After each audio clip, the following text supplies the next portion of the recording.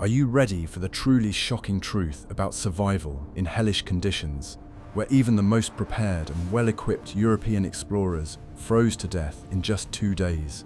If you're fascinated by the incredible power of human ingenuity, give this video a big thumbs up right now and be sure to subscribe to the channel so we can break down established stereotypes together.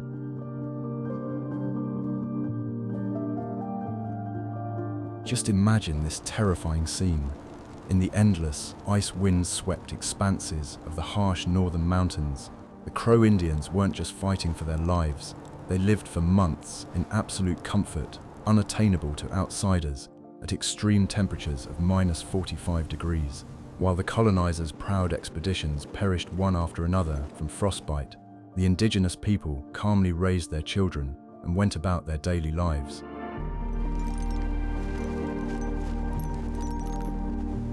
Don't switch channels under any circumstances. Watch this video all the way to the very last second.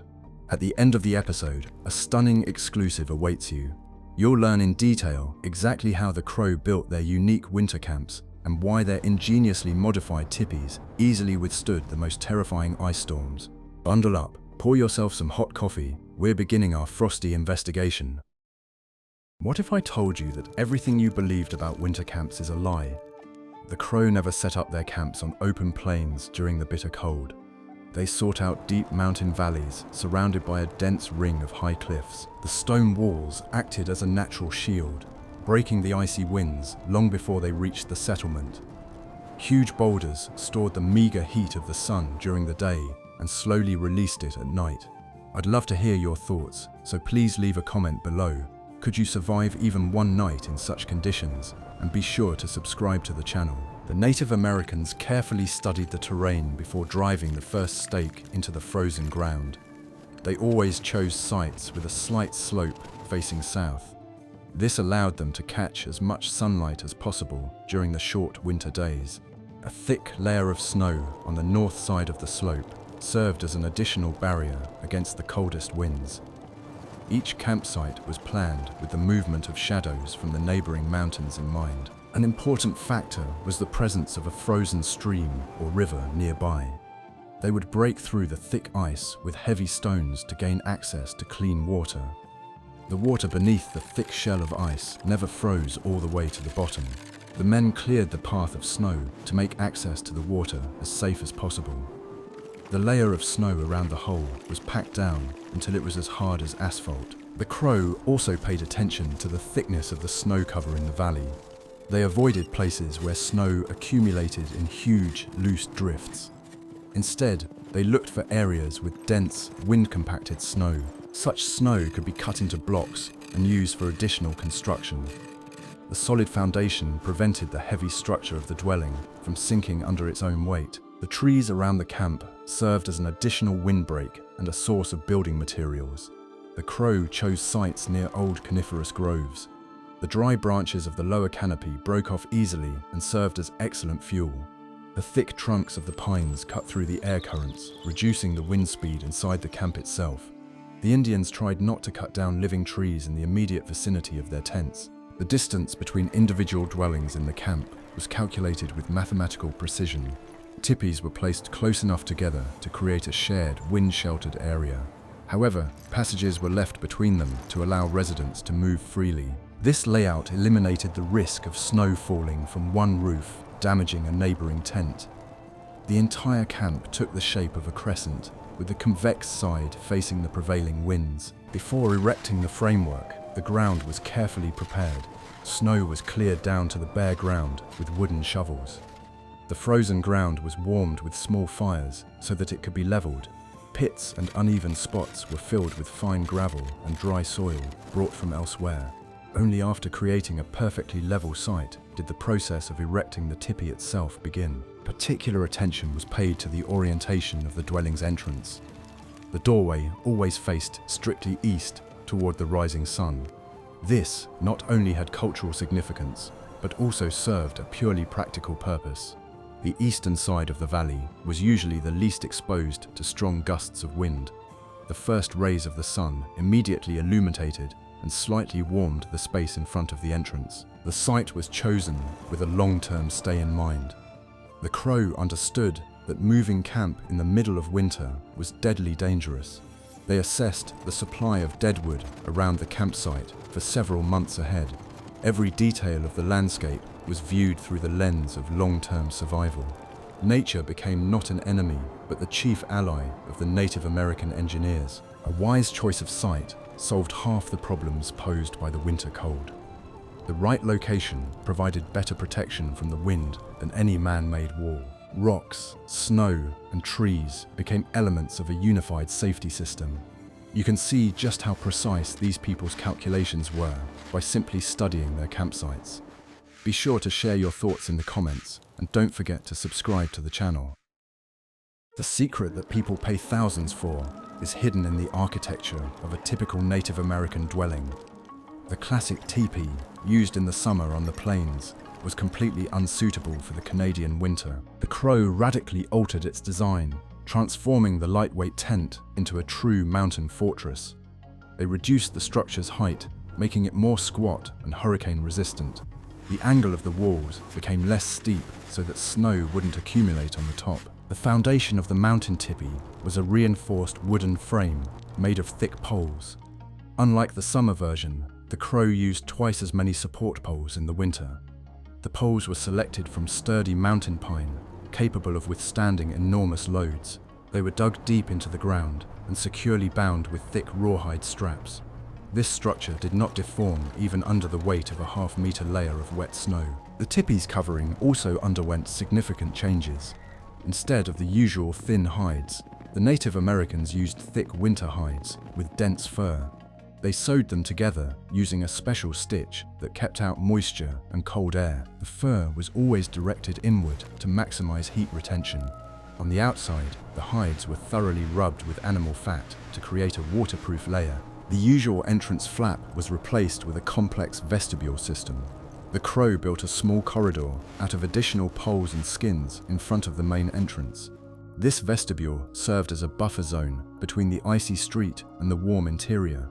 A person entering would first close the outer door and only then open the inner one. This airlock completely prevented the icy wind from entering the living area. The lower edge of the tipi's skirt was no longer simply secured to the ground with wooden pegs. In winter, the skins were folded inward a considerable distance, creating a wide skirt. Heavy stones were placed on this skirt, and a thick layer of soil was tightly packed down. This firmly secured the walls and blocked any access for drafts at the bottom. Cold air was physically unable to penetrate beneath the base of the tent. The cross-section of a winter tipi resembled not a perfect circle, but rather an elongated oval. The back wall, facing the wind, was more sloped and longer. This gave the structure excellent aerodynamic properties. Strong gusts of wind simply slid over the smooth surface, encountering no serious resistance. The entire structure seemed to press against the ground under the force of the elements. Inside the tent, the Crow installed an additional inner dome. It was sewn from lighter hides and attached to the frame at human height. This dome created a sealed air pocket between the main roof and the living space. Warm air from the fire gathered beneath this dome, not escaping immediately upward. The outside cold was insulated by this air cushion. The system for attaching the covering to the frame became much more complex. Instead of simple wooden pegs, the Native Americans used long bone needles with fasteners. They pierced the hides all the way through and pressed them tightly against the wooden poles. The joints were additionally coated with thick resin from coniferous trees. The resin froze in the cold, firmly bonding the parts into a single monolith. Every detail of the modified tipi was dictated by harsh necessity. No element was created simply for beauty or to follow tradition. The Indians were guided by rigorous engineering calculations and the experience of previous generations. This design allowed them to keep the temperature inside above freezing while an ice storm raged outside. The dwelling became a complex mechanism for retaining heat. Such modernization required incredible effort and a vast amount of resources. But it was precisely these changes that allowed the Crow Indians to thrive in places unsuitable for human habitation. In the next chapter, You'll learn how they used the mountainous terrain to create a foundation. How difficult do you think it was to sow such enormous hides in the field? What lies behind the idyllic image of Native American life is truly astonishing to the modern builder. The Crow didn't simply set their dwellings on the frozen ground. They built a real stone foundation. In the mountains, they gathered flat, medium-sized slate slabs. These stones were laid tightly along the entire perimeter of the future tipi, creating a sturdy ring. A layer of dry sand was spread over the stones to perfectly level the surface. The stone foundation served several critical functions at once. First, it raised the wooden frame elements above the wet snow. Second, the stones prevented the ground from freezing directly beneath the living area of the tipi. During the day, they warmed slightly from the weak winter sun if the foundation protruded outward. This small amount of thermal inertia helped smooth out sharp temperature fluctuations at night. After setting the stones in place, the Native Americans began constructing a unique insulation system. They went down into the valley bottoms to cut blocks of frozen peat. They cut the peat with axes into smooth rectangular bricks. These bricks were laid in a dense layer on top of the stone foundation on the outside of the tipi. The result was a thick peat wall about half a meter high. Peat possesses outstanding thermal insulation properties due to its porous structure. Numerous small air pockets remained inside the frozen blocks. These pockets prevented the cold from penetrating inside and the heat from escaping outside. Snow falling on the peat wall did not melt, but created an additional protective layer. The entire structure functioned like a modern thermos. The interior of the stone ring was also specially treated. The floor was lined with a thick layer of dry pine needles and small twigs. On top of this layer, they laid planks, or smooth poles, fitted tightly together. Thick mountain sheepskins were spread over the wooden floor. The result was a multi-layered structure that completely blocked the cold coming from the frozen ground. Special skill was required when joining the peat blocks to the tipi walls. The Indians carefully slipped the lower edge of the leather cover between the stones and the peat. Then the gaps were tightly packed with dry moss gathered back in the fall. Moss has the ability to expand at the slightest contact with moisture, sealing the joints. This technique prevented even the most microscopic drafts. In areas where peat was unavailable, the Crow used alternative materials. They gathered dry grass, twisted it tightly into thick bundles, and wrapped them around the base of the tent. On top, these bundles were coated with a thick layer of dense clay. In the cold, the clay quickly hardened, turning into a solid, windproof shell. This insulation served reliably throughout the long Canadian winter. The foundation of stone and peat made the tipi completely immovable.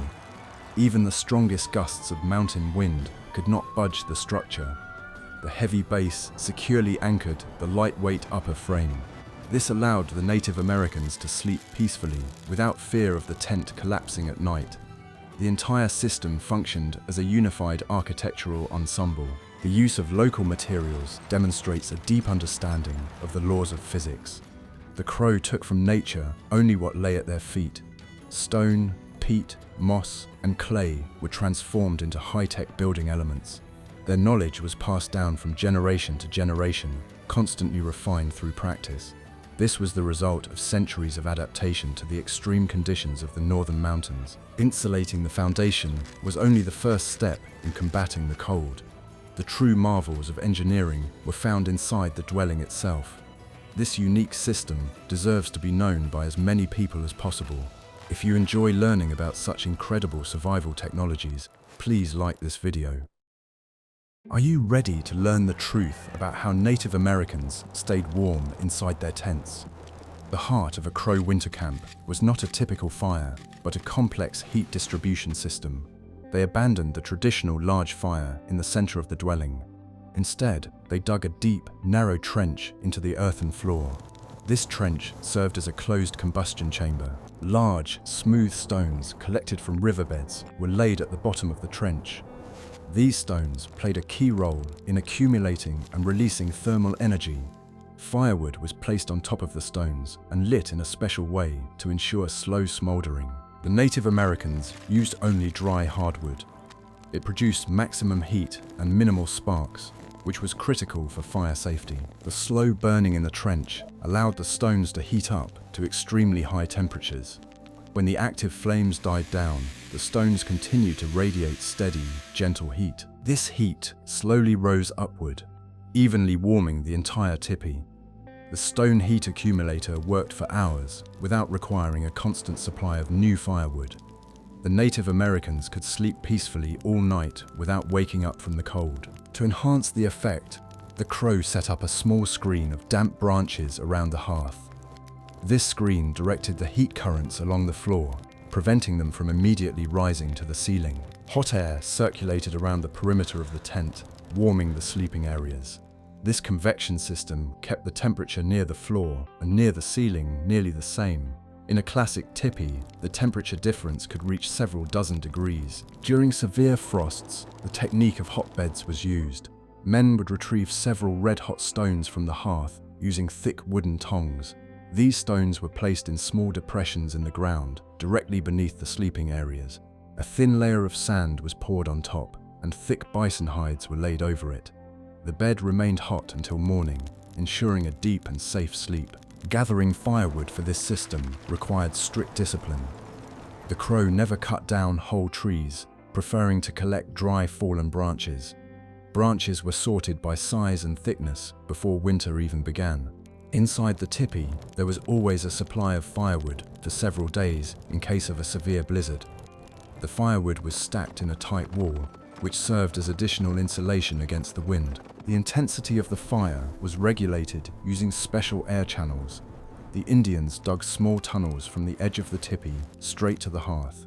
Fresh air flowed through these tunnels, providing draft for the fire. If it was necessary to reduce the heat, the tunnel was simply covered with a piece of thick leather. This allowed for fuel conservation and precise control of the climate inside the dwelling. This heating system differed radically from the European fireplaces of the time. It did not expel most of the heat up the chimney, along with the smoke. The fire's energy was utilized with maximum efficiency. The stones acted as an ideal heat exchanger, converting the open flame into safe infrared radiation. Similar principles are used today in modern energy-efficient homes. It is important to note that this method of heating eliminated the presence of open flames in the living area. The risk of accidentally setting fur or clothing on fire was reduced to an absolute minimum. Safety was the top priority in conditions where losing one's home meant certain death.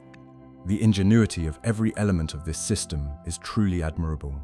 The Crow people created the perfect balance between efficiency and safety. However, fire inevitably produces smoke, which must be vented outside. Without proper airflow management, life inside the enclosed space would have been impossible. In the next chapter, you'll learn exactly how the aerodynamics of the tipi's shape helped address this problem. The Native Americans developed an ingenious mechanism to ensure a constant supply of fresh air. And have you ever wondered why modern tent manufacturers don't use a system of internal air ducts for heating? The cone shape was chosen for the Native American dwelling for a very good reason. From a physics standpoint, it is the ideal shape for withstanding strong wind loads. As the wind hits the sloped surface of the tipi, it smoothly curves around it on both sides. Air masses do not create excessive pressure on the structure's walls. This allows the lightweight structure to withstand wind gusts of up to 100 kilometers per hour. In the Canadian mountains, the tipi's aerodynamic properties were particularly evident. The Crow specifically made the back wall more sloped relative to the direction of the wind. The airflow pressed the tent against the ground, making it even more stable. No areas of turbulence ever formed on the windward side. The structure functioned like an inverted airplane wing, generating downforce. The smooth leather surface also played an important role in aerodynamics. The hides, rubbed with fat, had no roughness that the wind could catch on. Snow and ice did not linger on such a surface and slid down easily. This prevented the accumulation of a heavy snowcap on top of the dwelling. The weight of the structure always remained stable and predictable. Special ventilation flaps were located at the top of the tipi. They consisted of two large triangular pieces of leather attached to separate poles. These flaps did more than simply cover the smoke hole from precipitation. They functioned as active aerodynamic elements for controlling airflows. With their help, the Indians could regulate the draft and pressure inside the tent. Depending on the wind direction, one flap always remained closed. It created a protective screen that prevented the wind from blowing smoke back into the dwelling. The open flap was located on the leeward side. A low-pressure zone formed behind it.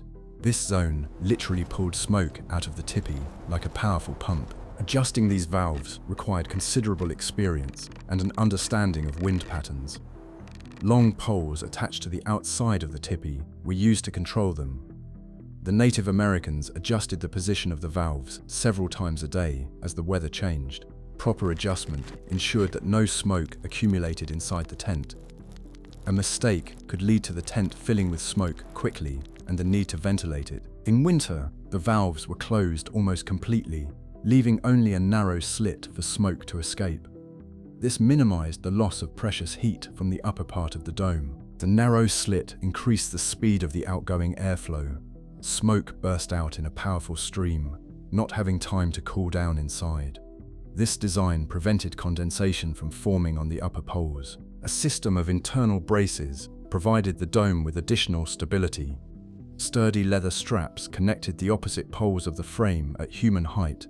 They prevented the frame from deforming during strong side winds. The entire structure functioned as a single flexible system that absorbed the force of the elements. The tipi swayed slightly in the wind, but never broke. Its aerodynamics kept the interior quiet during blizzards. A properly tensioned cover did not flap or vibrate in strong winds. The smooth, streamlined shape produced only a steady, muffled hum from the outside. This provided psychological comfort for people trapped by bad weather for days on end. Silence was an important factor for normal sleep and rest. Crow's engineering genius transformed the force of the wind into a ventilation tool. Nature, which had sought to destroy their camp, provided the draft for the hearth itself. The tipi's shape was the ideal response to the challenges of the harsh mountain climate. Every curve and every seam served a single purpose: survival. The aerodynamic efficiency of this structure is still studied by modern architects. A secret passed down from generation to generation concerns how to breathe in a tightly sealed tent. The problem of ventilation in winter was incredibly acute. On the one hand, it was necessary to retain as much heat as possible inside the small space. On the other hand, a constant supply of fresh air was required for burning firewood and for people to breathe. The Crows solved this problem with a multi-level air exchange system. The key element of this system was the inner dome, which we mentioned briefly earlier. It consisted of a wide strip of thick fabric or hides stretched along the perimeter of the walls. The lower edge of this dome was pressed tightly against the floor with stones or bedding. The upper edge hung freely inside the tipi at a height of about 1.5 meters. This created a continuous air channel between the outer wall and the living space. Fresh, icy air entered the tent through special openings beneath the stone foundation. It flowed into the space between the outer covering and the inner dome. As it descended, this air slowly warmed up from the heat of the dwelling itself. It then gradually entered the living area through the gap between the inner dome and the floor. No cold drafts were felt at the feet. This system functioned like a modern heat recovery system. The incoming cold air did not mix immediately with the warm air inside the room. It traveled a long distance, gradually increasing in temperature. By the time it reached the hearth, the air was already warm enough not to extinguish the flame. This ensured even and stable combustion without flare-ups or smoke. The hot exhaust air, along with the smoke, rose strictly vertically toward the center of the tipi. Thanks to the inner dome, there were no side air currents in the living area that could disperse the smoke. The column of smoke went straight into the open upper vent. The draft was so strong that meat could be safely dried inside the tent directly above the hearth. The air in the living area always remained crystal clear. A system of small leather flaps was used to control the airflow. The Indians would close or open the vents under the foundation, depending on the strength of the wind outside. During a heavy blizzard, the airflow was reduced to a minimum. In calm weather, the openings were opened wider to ensure intensive ventilation. The entire climate control process required constant attention from the inhabitants. The inner dome also served as an excellent condensate collector. Moist air from people's breath rose upward and settled on the cold outer shell of the tipi. Water droplets ran down the inside of the outer wall and were absorbed into the ground outside the inner dome. Optimal dryness was always maintained in the living area. Dry clothing and sleeping bags were essential for survival. In the event of heavy smoke from damp firewood, a rapid ventilation method was used. The crew would slightly open the lower edge of the entrance vestibule and fully open the upper vents. A powerful updraft instantly blew all the accumulated smoke out. The process took only a few minutes, after which the shelter was resealed. Heat loss during this process was minimal thanks to the heat-retaining stones. The smoke from the fire served another important sanitary function. Soot settled on the upper poles and the inner side of the roof, creating a protective layer. This layer repelled insects during the warm season and prevented the wood from rotting in winter. The smoke also helped preserve the meat supplies hanging from the ceiling. In this way, the problem of smoke removal turned into a useful tool. In the next chapter, you'll learn how smart space planning helped conserve resources. Effective ventilation is just a small part of a complex survival mechanism. It's amazing how this knowledge was developed without textbooks or laboratories. Could you set up such a system of dampers in conditions of zero visibility and severe frost? The interior of a mountain tipi was a model of strict ergonomics. Every square centimeter of space had a specific purpose and was used to its fullest potential. The circular shape of the dwelling dictated its own rules for the distribution of activity zones. The hearth, a source of heat and a place for cooking, was always located in the center. The rest of the family's life revolved around it throughout the long winter months. The seat of honor for a guest of honor, or the head of the family, was always opposite the entrance. This area was considered the warmest and most protected from accidental drafts. Here, the thickest animal skins were spread out, and comfortable backrests woven from willow twigs were set up. On either side of the central area were the sleeping quarters for the rest of the family. This arrangement ensured equal access to warmth for everyone sleeping. The area to the left of the entrance was traditionally reserved for storing men's equipment and weapons. Here, bows, quivers with arrows, and shields hung on special wooden tripods. Weapons had to remain dry and ready for immediate use at all times. Tools for repairing equipment and making new arrows were stored nearby. This part of the tipi served as a sort of workshop. The right side of the entrance was women's territory.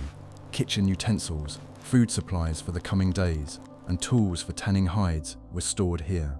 In this area, women prepared food, sewed clothes, and went about their daily chores. A clear division of space helped prevent chaos in the cramped interior. Order was essential for normal life within such limited space. Nothing inside the tipi lay on the floor. Instead, everything was hung from the poles of the frame. A complex system of leather straps and wooden hooks was used for this purpose. Clothing, bags of supplies, and tools hung along the walls, freeing up precious floor space. Being suspended also protected items from accidental wetting and the dampness of the ground. The entire interior of the tipi was a multi-level storage system.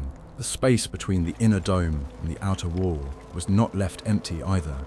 It served as a sort of storage area for large items. Spare hides, unused tools, and part of the dried meat supply were stored there. These items provided an additional layer of insulation by sealing the air gap. Cold air from outside had to pass through this barrier. The entrance area with the vestibule served as a mudroom. Snow-covered outerwear and wet shoes were left here before entering the warm room. Snow was carefully brushed off with special brooms made of dry grass to prevent moisture from being trapped inside. Shoes were placed on wooden stands closer to the hearth to dry. Cleanliness in the living area was maintained with fanatical rigor. The Indians used folding furniture to optimize space. Comfortable seats with backrests could be easily rolled up when not in use. Sleeping areas turned into comfortable sofas for sitting during the day. This versatility made it easy to clear space for work or communal meals. The tipi served as a bedroom, kitchen, and living room all at once. The teepee's geometry allowed for the efficient use of vertical space. Above head height, where the hottest air gathered, leather cords were stretched. Thin strips of meat were hung on them to dry and cure. The heat and smoke from the hearth quickly turned fresh meat into a long-lasting product. This area was a veritable factory for producing provisions. Strict order and clear zoning allowed a family of several people to live comfortably in an area of about 15 square meters. The absence of unnecessary items and the thoughtful design of every detail made the interior incredibly functional. The Crow created the ideal model for compact living. These principles of ergonomics are successfully applied today in the design of small apartments and polar stations. Survival in the Canadian mountains during winter depended directly on the preservation of food. The Crow could not rely solely on a successful hunt during heavy snowfalls. They built up huge reserves of pemmican and dried meat in advance. But storing these supplies inside a warm tipi was impractical due to limited space.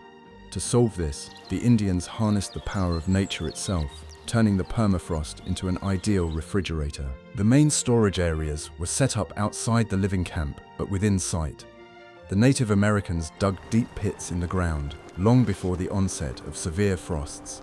The bottom and walls of the pit were carefully lined with flat stones and a thick layer of dry bark. This lining protected the supplies from contact with the ground and groundwater.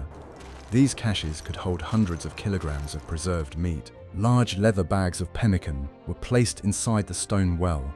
The bags were tightly tied and additionally coated with fat to ensure a complete seal. The cache was covered with a heavy stone slab and buried under a thick layer of earth. In winter, this area was covered in deep snow, turning it into an impenetrable safe. The temperature inside such a storage site always remained consistently low. The use of natural permafrost completely prevented food spoilage. Dried meat could be stored for years under such conditions without losing its nutritional value. The stone lining reliably protected the supplies from the outside environment. Even the largest predators simply could not break through the frozen ground and heavy stones. Food supplies remained completely safe throughout the winter. To meet the camp's daily needs, small temporary caches were used. These were set up right in the snowdrifts near the tipi's entrance. A niche was carved out of the deep snow where food supplies for several days were placed. The niche was covered with a wooden shield and buried in snow for camouflage. The snow served as an excellent insulator, preventing the meat from freezing solid. Access to the main caches was strictly limited to when necessary. The men dug through the snow and moved the top stone slab using levers made from sturdy poles. They retrieved the required number of bags and carefully resealed the storage area. This procedure required significant physical effort, so it was performed infrequently. Careful planning of food consumption was the foundation of the tribe's survival. In winter, drinking water was obtained not only from holes cut in the ice, but also from snow. However, the Crow knew that simply melting snow was not energy efficient. It consumed too much precious firewood. They harvested ice in advance from clear mountain streams, cutting it into large blocks. These ice blocks were stored near the tipi and brought inside as needed. Ice melts much more slowly than snow and requires less thermal energy to turn into water. A block of ice was placed in a special leather bowl, suspended near the hearth. The ice melted slowly, and clean water dripped into a wooden container placed underneath. This process was continuous and required no additional fuel. The Native Americans always had a supply of drinking water at room temperature. In addition to meat and water, the permafrost stored supplies of medicinal herbs and roots. These were packed into special pouches made of thin leather and placed in separate small niches. The cold preserved the plant's healing properties until spring. Native American medicine relied on these supplies to treat any winter ailments. The Crow's medicine cabinet was securely protected by an icy shell. The system for storing supplies demonstrates a rational use of the harsh climate. Frost became the primary guardian of resources for the Native Americans. They turned the cold environment into a vast warehouse that operated without fail. This was yet another example of ingenious adaptation to conditions in which other peoples faced insurmountable difficulties. Precise calculations and knowledge of the laws of nature ensured stability for entire tribes.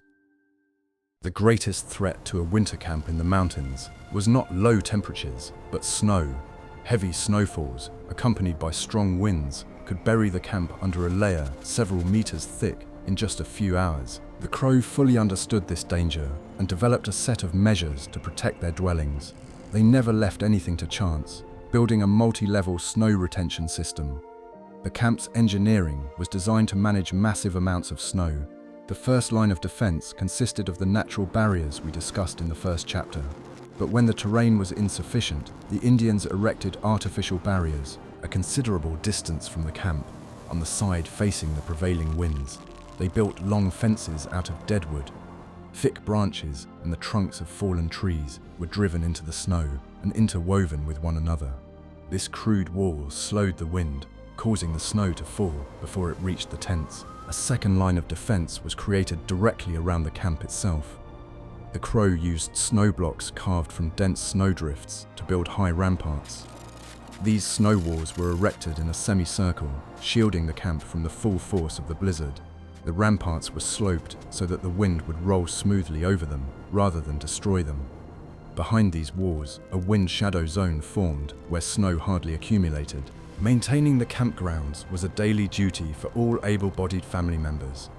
After every snowfall, the snow was immediately cleared from the surface of the tipi using long wooden poles. Leaving snow on the roof was strictly forbidden, as its weight could tear the animal's skins. The cleared snow was thrown down and packed around the stone foundation.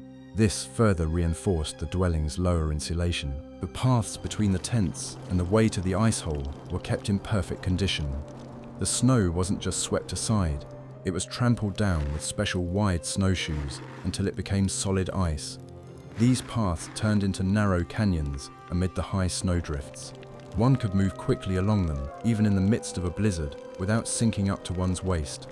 The system of paths connected the entire camp into a single functional unit. Special attention was paid to the area around the smoke vent at the top of the tipi.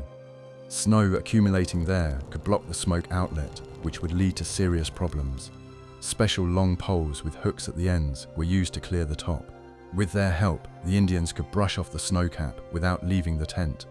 This procedure was carried out regularly, sometimes even at night during a severe blizzard. The entrance door also required constant clearing. A small, level area was always left in front of the vestibule. If snow covered the entrance, it was dug out with wooden shovels, which were always kept ready inside the vestibule. The design of the door, which opened inward, made it easy to go outside, even when there was a high snowdrift. A person could dig a tunnel through the snow directly from the entrance hall. The angle of the walls was designed so that most of the snow would simply slide down. The leather cover, rubbed with fat, was incredibly slippery. Even wet, sticky snow could not stick to such a surface. The dwelling was capable of self-cleaning thanks to its correct geometric shape. This significantly reduced the manual labor involved in cleaning the camp. When avalanches threatened, the Crow used special risk assessment methods. They knew how to read the structure of the snowpack, identifying the presence of unstable layers. If the camp was located in a potentially dangerous zone, they immediately reinforced the rear wall of the tipi with additional logs. These logs were dug into the ground at an angle, creating a powerful barrier. It could cut through a small snowflow, diverting it away from the living area. The struggle against the snow was a constant backdrop to winter life. It demanded tremendous endurance and hard work from every person. But it was precisely this routine that ensured stability within the fragile leather tents. Under the guidance of experienced engineers, the snow became a malleable building material.